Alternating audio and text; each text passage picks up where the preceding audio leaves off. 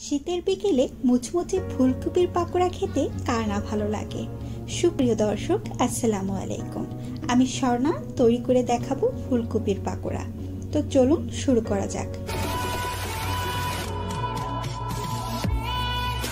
চুলায় একটা প্যানে পর্যাপ্ত পরিমাণ পানি ফুটিয়ে নিয়েছি, আর এখন হচ্ছে ফুলকপিগুলো সব দিয়ে দিচ্ছি।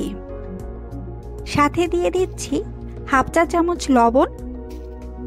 এখন এই সব কিছু খুব ভালোভাবে একটু মিশিয়ে নিচ্ছি। ফুলকপিগুলো একেবারেই সিদ্ধ করে ফেলা যাবে না, 2 মিনিটের জন্য জাল করে নিয়েছি। আর এখন হচ্ছে একটা ছাঁকনিতে ফুলকপিগুলো সব তুলে নিচ্ছি, আর খুব ভালোভাবে এর পানিটা ঝরিয়ে নিয়েছি। এখন হচ্ছে 1 চা চামচ দিয়ে দিচ্ছি লেবুর রস, হাফ চা চামচ করে দিয়ে দিচ্ছি হলুদের গুঁড়া, মরিচের গুঁড়া আর জিরার গুঁড়া। এখন দিচ্ছি হাফ চা চামচ সয়া সস, পরিমাণ মতো দিয়ে দিচ্ছি লবণ। যেহেতু ফুলকপিটা সিদ্ধ করার সময় লবণ দিয়েছি আর সয়া সসেও লবণ আছে, তাই লবণটা অবশ্যই একটু বুঝে দিবেন। এখন 1/4 কাপ দিয়ে দিচ্ছি ময়দা। অল্প পরিমাণে একটু পানি দিয়ে সবকিছু খুব ভালোভাবে একটু মাখিয়ে নিচ্ছি। মাখানো হয়ে গেলে দিয়ে দিচ্ছি 2 চা চামচ কর্নফ্লাওয়ার। চাইলে এখানে 2 চা চামচ চালের গুঁড়ো ব্যবহার করতে পারেন।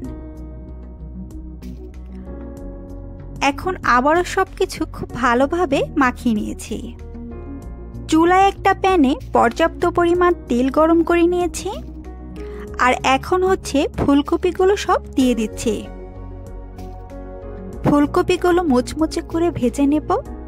আর ভাজতে ভাজতে আমার বাসার কারেন্ট চলে গেছে, আর এই অবস্থাতে তো আমি ভিডিও বন্ধ করতে পারছি না। তার কারণ হচ্ছে এই স্টেপগুলো তো আপনাদেরকে দেখাতে হবে পার্ট বাই পার্ট, তাই না? তো অনেক কষ্ট করে একটা ভিডিও বানাই, প্লিজ আমাকে একটু সাপোর্ট করবেন।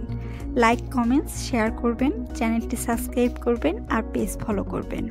তো ফুলকপিগুলো আমি খুব ভালোভাবে মুচমুচে করে ভেজে নিয়েছি।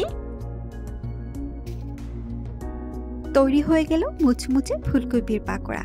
আশা করছি আমার আজকের রেসিপি আপনাদের কাছে ভালো লেগেছে। ভালো লাগলে এখনই ভিডিওতে একটি লাইক দিবেন, আর এরকম মজার মজার রেসিপি দেখতে এখনই আমার চ্যানেলটি সাবস্ক্রাইব করে চ্যানেলের সাথেই থাকবেন। আজকে বিদায় নিচ্ছি, ফিরে আসবো নতুন কোনো রেসিপি নিয়ে। সবাই ভালো থাকবেন। আল্লাহ হাফেজ।